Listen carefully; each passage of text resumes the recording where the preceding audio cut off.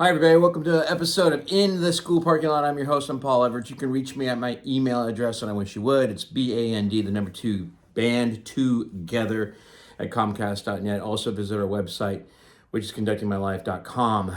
I am a semi-retired school teacher. I started teaching in 1989. In October 23rd, 2021, I decided to say I'm public school in California and Paul Everett's for the first time in many years are not seeing eye to eye, and we can talk about that later. What's in the school parking lot? Well, on or around April the 8th, 2021, the principal said to me, "Hey, Paul, you and I are Christians, right?" And I said, "Yeah, we are." And then he said, and I hate to tell you this, but you got to keep Jesus Christ in the parking lot. Hence, in the school parking lot. So, on October the 15th, I told the assistant superintendent of the high school district I was working at, which is in Northern California, in the county of Placer, and I just told him I'm going to go ahead and retire and resign. And I finished the marching band season. Kids were doing great, and I just said I'm not into being forced or compelled to choose music based on ethnicity, gender, race. I just want to play great music, and I'm not going to go out of my way to make sure it's the right looking person. So with that being said, I'm recording this on the 19th of October. It's my sister's birthday. Doing this again in beautiful Roseville, California. This is episode 34. Coming out on October 26th, this is Texas is hiring more uncertified public school teachers to fill vacancies. The link for today's story is, of course, in the description. Amanda Garza McIntyre knows firsthand the challenge of major career transitions while balancing the ongoing needs of parenthood. The mom of 5 completed a teacher preparation program in Brazosport ISD, that's Independent School District, a Texas school district, before leaving her job as a construction company administrative assistant. McIntyre told the Texas Tribune, quote, I don't know that I would have fully committed to going into teaching without knowing that I had that training and that preparedness to walk into a classroom and feel confident. She now teaches 8th grade science at Freeport Intermediate School. Since the passage of a 2015 law, Texas has seen its number of uncertified teachers like McIntyre rise by 29%, according to the Tribune's Jaden Edison. About 38% of last year's newly hired instructors were uncertified, giving schools more flexibility. The District of Innovation law was meant to give traditional public schools some of the flexibility that charter schools had long enjoyed, granting them exemptions from mandates on class sizes, school start dates, and certification requirements, Edison writes. Before, uncertified educators in Texas could teach core classes only after obtaining waivers and permits approved by the state education agency on a case-by-case basis. Again, this is in the state of Texas. Now districts can apply for, quote-unquote, District of Innovation status, which exempts them from certain sections of the Texas Education Code if approved. Many districts have sought an exemption from the state's teacher certification requirements to help combat their teacher shortages, Edison explains. So where do I stand on teacher certification? I think, like any profession, that it should have some sense of certification. I worked hard for mine, but it's not a matter of working hard for it. It's just that I met certain standards that we all agreed got me to be a teacher, much like a doctor or a lawyer. They have exams to pass to earn a degree in that field that allows them to be a lawyer or a doctor. Teachers, I think that profession is now, I don't know, why are we not looking at it as the same level of importance that lawyers and doctors have? I think we should have some sense of certification. Yet on the other hand, too, there is a shortage. So I don't know if lacking certification is going to take care of the shortage. I would hate to think that we have a shortage of doctors, so we're going to have a lack of certification. Just get that doctor in there. Or the same thing with lawyers. Shouldn't they be the best of the best? And the certification says that you have met certain things that apply to you that allows you to be part of that profession. And I don't know why we're saying, hey, anybody could be a teacher. No. Again, those who, what is it? Those who don't teach, and those who don't teach, something like that.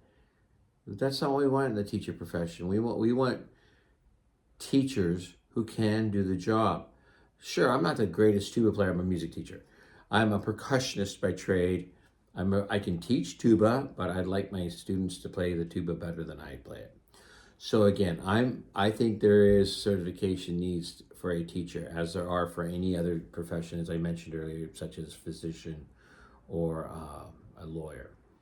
We should not be watering down to get more teachers, watering down the expectations to have more teachers. That just doesn't make sense to me. Okay, up here you see I have two books. This is my book, Conducting My Life Lessons from a High School Music Teacher. You can get that online, please do.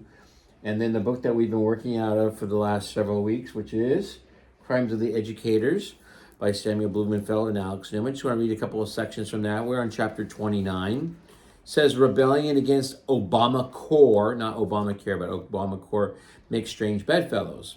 Arnie Duncan, who is the Secretary of Education under Obama, says, it's fascinating to me that some of the pushback is coming from white suburban moms who, all of a sudden, realize their child isn't as brilliant as they thought they were. So the controversial Common Core standards, also known as Obamacare, I never had heard that it was Obamacare, were put in place across America almost entirely under the radar.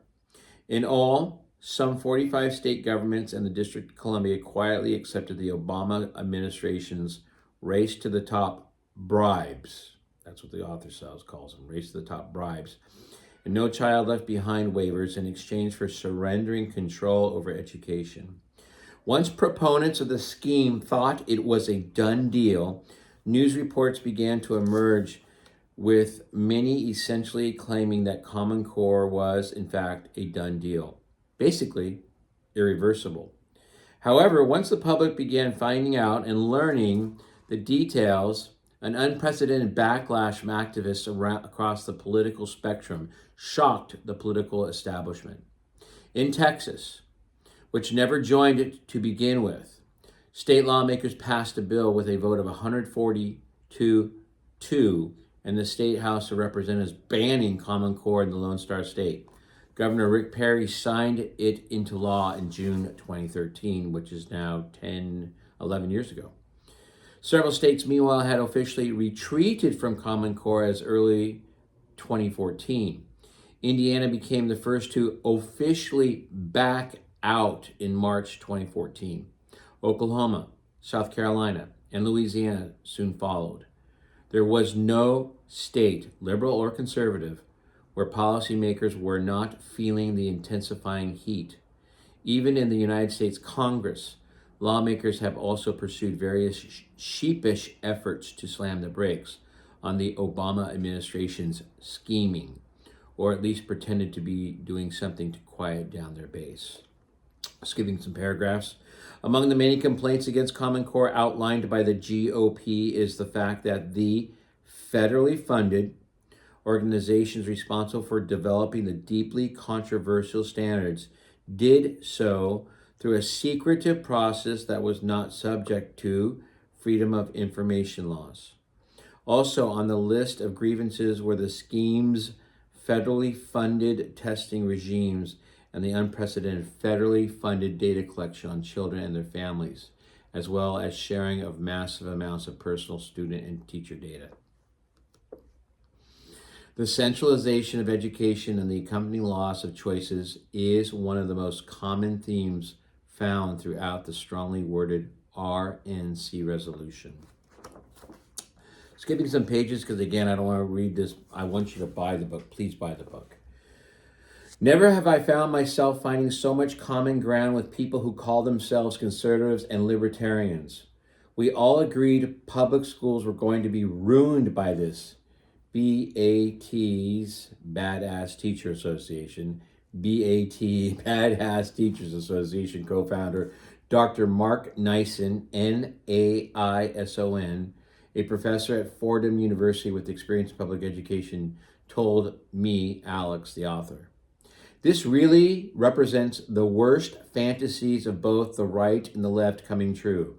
Big government and big corporations imposing this terrible, untested, expensive plan using intimidation and bullying, so says Dr. Mark Nyson. Wow. Even big labor, generally strong allies of Obama in virtually everything, are calling for a moratorium on implementing some parts of the scheme or even on a Common Core altogether in some states.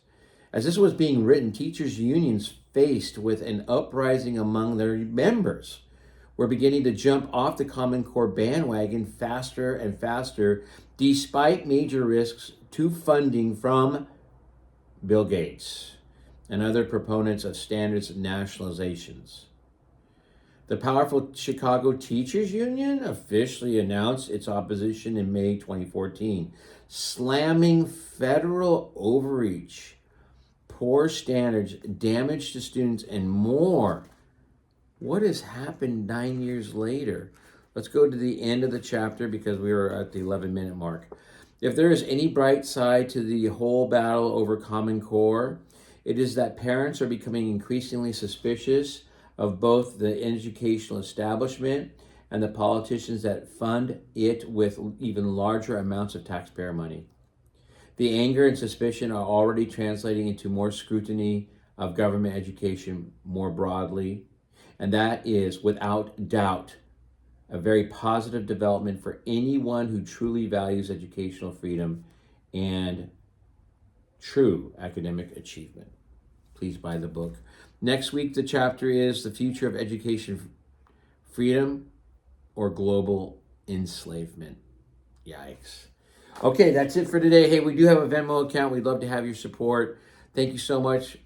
Subscribe, share. We have, as of today, October the 19th, 2024, 11:41 a.m. Pacific Standard Time, we have over 400 subscribers. God bless every one of you. I have no idea what I'm doing. I'm having fun, though. And if you want to help me, say, this is how you monetize, Paul. This is how we can make this bigger for you, Paul. Paul, can we have a percentage of it? Hey, contact me. I would love to have more help on how to make this bigger. Education is the most underreported topic in our nation, and it has the most influential impact of our nation. Okay, God bless you. I got to go because you're getting tired.